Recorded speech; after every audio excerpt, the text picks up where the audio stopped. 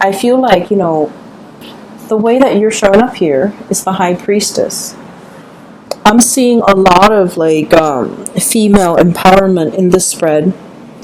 Role reversals, or like at least, you know, gender role reversal, and then also defying or kind of like overturning gender stereotypes or expectations, which is great because I feel like, you know, we all embody the feminine and the masculine, and we have to exercise, you know, make decisions and behave in a way that where these two energies flow harmoniously. So every once in a while, we need to step up, operate more from that yang energy, like the more masculine energy, when we are assertive, when we are aggressive, when we go after what we want. And then in interpersonal relationships and in our lives and the way we treat ourselves and the way we treat others, sometimes we have to, you know, step into more of that yin energy where we are nurturing, caring, and soft, okay? So this spread indicates to me that for many of you, you're operating more from that masculine energy, stepping up and demanding what it is that you need, what it is that you want. And then I also feel somebody else from outside of you, somebody else, another person, is bringing you this drive, this ambition for you to want to do more, to demand more. Like they're making you aware of your needs and your wants and your purpose, and they're making you crave and desire a lot more from your life, okay? Whatever you're not getting, I feel like you're becoming more demanding. Like, I need that, I need this. And then also, with this High Priestess, this is about inner knowledge, inner knowing, self-awareness. And we can't really go out into the world and create things, manifest things, and even demand things unless we know exactly what we want. So this is the burgeoning or the very beginning of the process of self-awareness. Okay? Because for too long, you have lived in this space. 7 of Wands. This is sort of like, I don't want to hog the limelight. I don't want to, you know, be the center of attention. I don't deserve it. I don't want to, you know, upset other people. I don't want to make demands for myself because that feels selfish. And in a way, you do feel that way. You do feel that by making demands out of other people, I'm making myself more important than other people. And yet other people have always made demands of you. So just a little bit food for thought. Because you don't want to be in this position. This is the limelight. This is somebody with a lot of other people looking on. You don't want to say no to people because you don't want to make them angry. You don't want to hurt anybody's feelings. You don't want to put them in a rough position. And so I feel like, you know, you cater to, you help, and I feel that you give and give and give. Because you don't want to be in this position where you feel like, who am I to make demands? Well, you are important too. And it's really, this is the month for you to come into that sense of awareness. That, you know, every time I give of myself when I don't want to, I deprive myself of that time, of that resource, of that energy. And energy flows, okay? But it's also very finite. If you give and give and give, you end up very depleted. And so there needs to be an equal exchange here. And I feel like for such a long time, there hasn't been an equal exchange. And then this also leads me to believe that you're dealing with somebody that might be taking from you, sapping you, sapping your energy, your resources. Resource comes out very strongly. And then you are aware enough where you're just like, okay, I'm pulling back. I'm drawing my limits. You know, I'm making my demarcation in the sand, right? And then as soon as you draw back, you set your limits, the other person is just like, why are you selfish? Why are you holding back? Why are you not helping me? And so they're starting to make more demands of you, and they're starting to think that you're unreasonable. And, you know, whatever this is, it could be guilt tripping, it could be throwing tantrums, it could be whatever it is. I just feel like it's making you reassess It's making you reassess whether or not you did the right thing. But I can assure you, you're doing the right thing because you're really drawing back and you're really taking care of yourself because you understand that it's important, okay? And that the other person also needs to be able to handle things on their own. For many of you, I feel like you're really thinking about, you know, your savings, your retirement, your resources, checking your bank account, talking to like a financial planner, talking to somebody about financial planning, okay? So this is the Eight of Pentacles.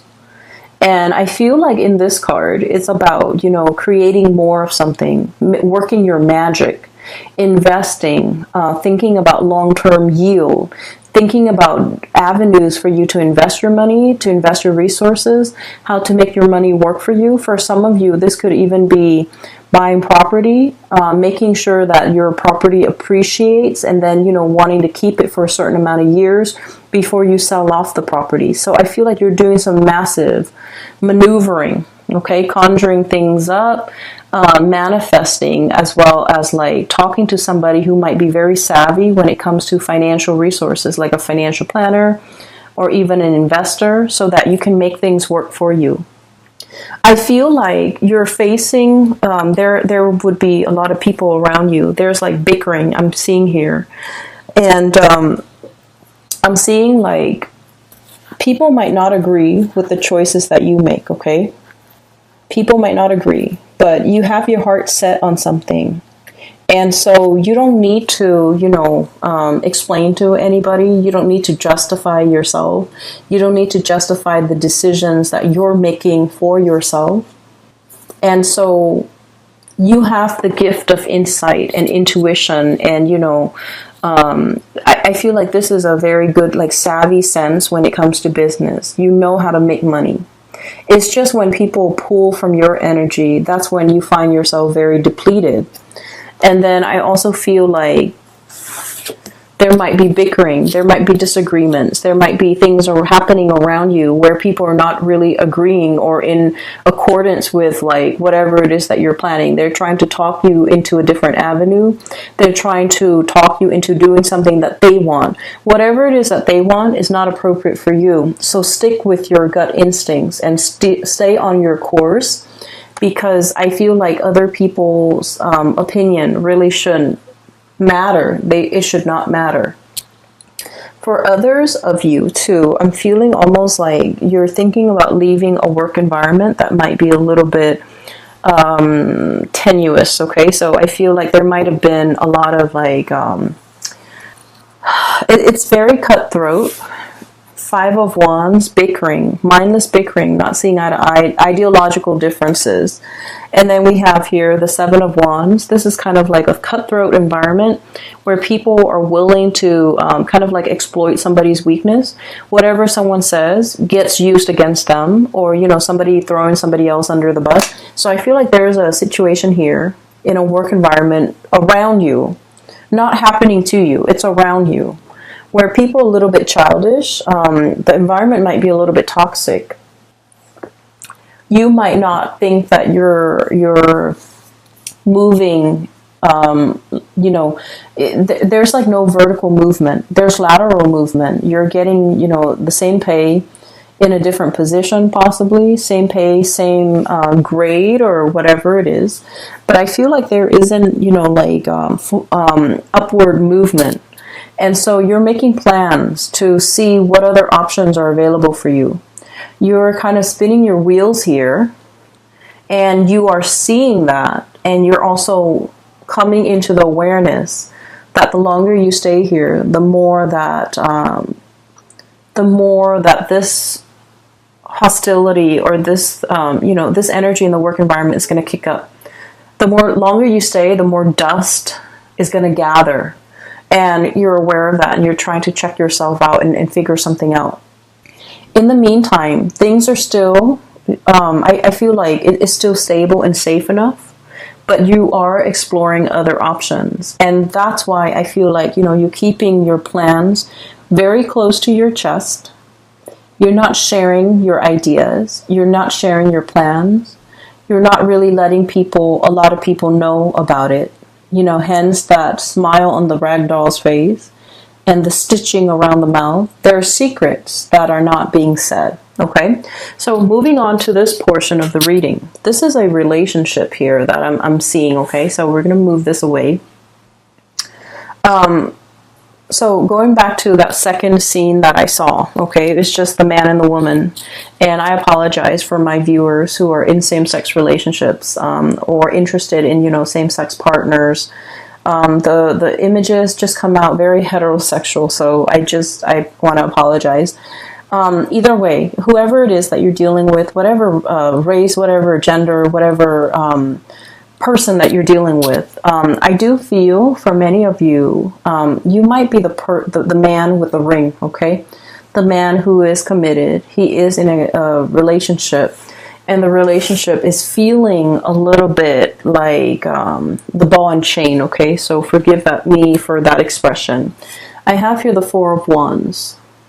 This is a marriage. This is, you know, stability. This is like holy matrimony. And then I have the Eight of Swords resting underneath it. The Eight of Swords is like bondage. It feels a little bit uncomfortable. It feels like it's hard to break out of, and it can feel very restrictive.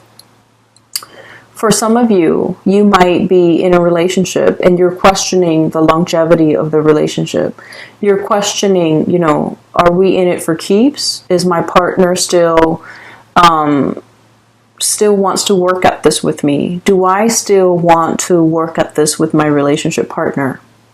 And then I feel for many of you, there might be like a change of heart where you're in a situation, but it's no longer fun and exciting and you know, new love. Like it's no longer, or maybe it has surpassed that puppy love stage.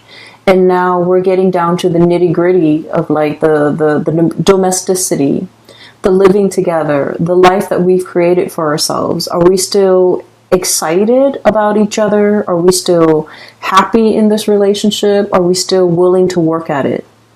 And others, you might be in a relationship where you don't know where things are headed, and you might not feel inspired or passionate or in love in that relationship anymore. And you might be thinking as well, you know, like how else your life could turn out. You might be thinking, I don't feel like it's, you know, like stepping out of a relationship, exploring other options. But I do feel like something here just feels a little bit restrictive. Something in this relationship feels a little bit like, I'm not sure if it's going to last through the winter, you know? So that's what I'm sensing. And I feel like for many of you, there could be a situation here where there is communication or another person in your midst that's bringing this change of heart. And I just want to say, for those who are watching, and especially if you're resonating with this, I just feel like this home situation happened first, okay? There's something innately possibly unhappy or like dissatisfying in this to begin with. And what I mean by that is, if this is something you feel is worth salvaging, is worth working at, and is worth saving, then you need to take the steps now in order to correct it. Because I feel like the root of the problem is here. It's not this outside person. I feel like it's here. This is where things need to be fixed and mended and repaired. And I also feel like for many of you, it might lack excitement. It might have gotten into like a sense of, you know, like routine, like something is very routine. Something is no longer exciting. Something is no longer passionate. Something is no longer like, it's no longer in that puppy love stage. And so how do we bring it back? How do we revive it? What can we do in order to make it better, right? But either way, regardless of whether or not you're dealing with this, I do feel there is a new energy. We have here the Knight of Wands. This is like the embodiment of passion and chemistry. And then we have as well the Page of Wands. This is the same type of energy. And so it's going through a maturation stage. Okay, it starts out as the Page, and then it escalates into the Knight. And so what I'm feeling is there's somebody in your midst, okay, regardless of whether or not you're dealing with this. There's somebody in your midst that's bringing you kind of like a whole new world, a whole new set of eyes to look at your life and the life that you've created. Because I feel like it's very different. Like there is a little bit of like domesticity here in your life that is very different from what this adventure, this excitement, this sense of like, you know, bouncing around, being nomadic. So there's domesticity, there is like a nomadic lifestyle, and those two things clash. But in the process of, you know, getting to know the other person, unearthing their lifestyle and looking at the way they live their life seems very exciting. You're very drawn to it. You're very drawn to this person because they're like your polar opposites. That's what it feels like to me, like polar opposites. And then I also feel like there's a boldness, an impulsiveness, and a rashness coming through from this person, because they're very I feel like they're just very courageous. They're very action oriented. They do things, get things done. They don't sit around and mull over things. And they're very like unapologetic. They live their life the way that they want. They don't have to answer to anybody. They don't have to justify any of their decisions the way that you justify your decisions. The way that you have to, you know, get the support and the okay from the people around you before you make major life decisions. This person is like action oriented. They make life decisions, and they make decisions for themselves without having to consult people. They don't care what people say. And so this devil may care attitude has worked out really well for them, has gotten them exactly where they want to go. And so you're looking at this person, and I feel like there is definitely attraction. There's definitely admiration, and also, you know, looking up to this person, wanting to emulate and copy that lifestyle or the way that they carry themselves. They're so assertive and so self-assured. And I feel that you wish you could be that way. You wish that you could, you know, make decisions without having to second guess. And so if this is a romantic partner or a relationship partner or even a love interest, this is someone that will come to you in a heartbeat, okay? I feel almost like this sense of somebody is coming to somebody else's rescue, okay? And you know that, so the third image, okay, so now it's coming back. So you know the Warner Brothers cartoon, for those of you who are not familiar, it's basically a series of like cartoon sketches. And there's one where there's a damsel in distress. She's tied up, right? She's bound with rope, and they left her on a railroad track. And there's this cartoon train coming towards her, and she's screaming out. And you know, a man comes by and rescues her. So that's like what I'm sensing. But once again, I mentioned that this is a reading that is all about role reversals. That is all about like overturning gender stereotypes. And so what I feel is there might be a situation here where, you know, if you're like the masculine energy, you might be in the relationship and you feel very stuck and very trapped. And there's somebody coming into the picture and they're breathing life into your life. They're breathing new air. They're bringing like a breath of fresh air into your life. And they're fixing your problems, and they're helping you make sense of things, and they're helping you navigate an environment, and they're very exciting, very dynamic. And then I also feel like it's this situation. One person feels very, very stuck, and the other person is like the knight in shining armor. But the knight is not always, you know, the masculine energy or the man. So I feel like there might be a gender role reversal here, where if you're the one feeling very, very stuck, the person that's coming into the picture is, you know, the one that's going to set you free, the one that provides all the answers. And so what I feel is, for some of you, there's this sense of independence, you know, shouldering the responsibilities on your own. You know, you're telling people, like, if you walked a mile in my shoes, you would look at your life with full appreciation, because, like, honestly, I feel that many of you have been through a lot of difficult life experiences. It's a series of life decisions that you have made over the years, and I feel like you've put yourself in challenging position and you have grown from it. But I also feel like you have also become a little bit jaded. And so you were very stoic. You roughed it out. You did it on your own. You shouldered the responsibilities. You didn't whine. You didn't complain. So you have this sense of resilience and inner strength. And then because you're so stoic and self-sufficient, the fact that you're like this now, like, what do I do? Where do I go? What's my next step? Why can't I figure things out? I need to be able to make this decision on my own. And I feel like the fact that somebody else is coming through, wanting to help, wanting to offer, you know, a hand, wanting to come and rescue you, you don't trust it. And it might be really hard for you to accept this person. It might be very scary for you to trust this person because, you know, honestly, the fire energy is really passionate and, like, it is very, you know, on the forefront. It's very bold. And so you might not trust that it's going to be sustaining. You might not trust that it's going to be long lasting. You might not trust in the stability of it.